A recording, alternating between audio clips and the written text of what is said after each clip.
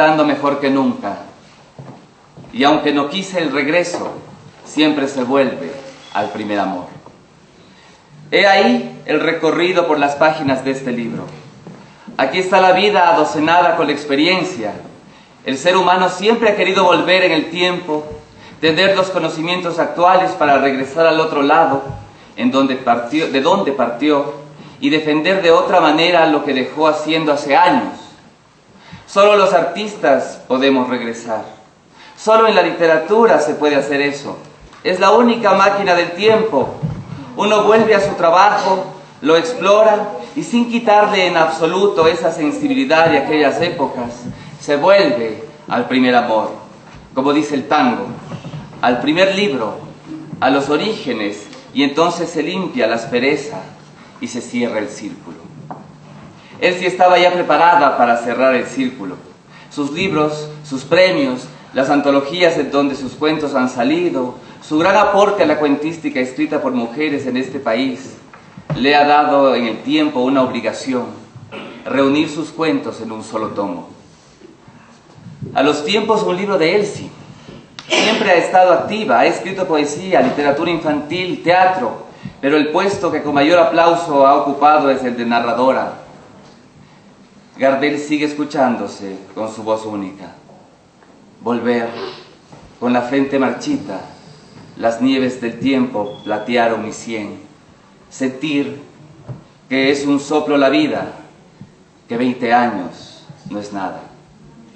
Vuelve Elsie, como si nada, con su espíritu de niña traviesa, con esa sensibilidad de colegiala, con ese montón de piedras del antiguo Quito, con esas antigüedades que resumen su corazón de ayorante profesional, con ese misterio que por misterio no se sabe qué mismo es, pero es algo que golpea, que regresa a ver, que piensa, que respira, con esa risa que es el otro misterio de los humanos, con ese corazón de apasionada por muchas cosas, regresa, con un montón de nervios, con unas iras y unas rabias nuevas, con unos gestos flamantes, regresa, como si nada, porque 20 años no es nada, y 25 tampoco, y 51 tampoco.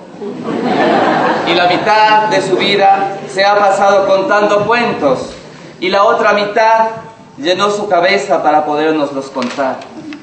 Gardel continúa: vivir con el alma aferrada a un dulce recuerdo que lloró otra vez. Esta estrofa del tango resume ese enfrentamiento con la literatura, ese vis a vis entre autor y obra, esa lucha eterna, ese juego de intereses, ese trompón a la luna, esa dentellada al sol, esa arte poética del que el maestro Jorge Luis Borges, otro universal argentino, dijo alguna vez: a veces, en las tardes, una cara nos mira desde el fondo de un espejo. El arte debe ser como ese espejo que nos revela nuestra propia cara.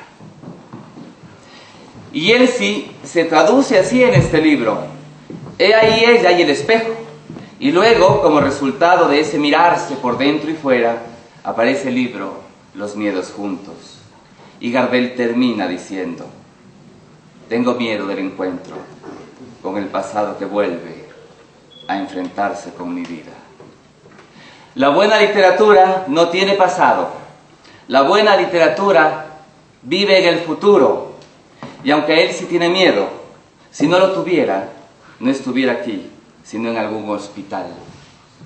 Como todos los creadores, él sí tiene miedo de callar, o peor aún, de no saber cuándo callar, de no saber en qué momento ya no estamos escribiendo, sino que nos estamos repitiendo. Ella comulga día a día con las palabras, y este libro es efectivamente el termómetro de su actividad. Y Gardel pone un epílogo: pero el viajero que huye, tarde o temprano detiene su andar. Este libro es el puerto de Elsie. En ella está la mitad de su vida. Todos debemos leerla porque su actividad ha sido renovada en el tiempo. Elsie es mi amiga hace muchos años. He conocido sus experiencias con el miedo, el amor, la muerte y la literatura. Todas están literaturizadas. El creador es un mago a la hora de expandir su vida a la vida de los otros todos. Y los otros todos, que somos sus amigos, sus conocidos, los amantes de la lectura, hallamos en sus páginas ese alambre que nos junta en la corriente eléctrica y nos hace saber que todos los miedos es el libro que nos empuja a renacer. A leer sus cuentos, nosotros también volvemos, y 20 años no es nada. El libro de Elsie ha sido difícil de publicar, es un libro monstruo, como ella misma quisiera. Sus miedos florecieron también en su editor. Le tuve miedo al monstruo, me persiguió. Es un libro con mucha personalidad, con un carácter, con una fortaleza desatada, pero ya está aquí. Inaugura una nueva colección de la editorial El Ángel, llamada Flor de Ángel. Espero que el libro nos acompañe a ustedes, a mí, a ella, y que del anaquel de su casa pase a formar parte del anaquel de su corazón. No he hablado de sus cuentos, de ellos se encargará la estupenda escritora Viviana Cordero. Yo solo quería compartirles un recado de Elsie. Tiene 122 cuentos. Ella quiere que la conozcamos, que la reconozcamos leyéndola. Luego de todo, del lanzamiento, del cóctel, de los abrazos, solo quedará el placer indefinido, el recuerdo y la lectura. Ya alguna vez lo volvió a decir el maestro Borges. El tiempo para leer es siempre tiempo robado. Pero ese es el mejor regalo para un escritor.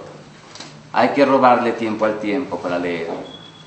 Claro, para Elsie también son grandes obsequios sus miedos y los que ella nos entrega en su libro. Complazcámoslo entonces, ni más ni menos.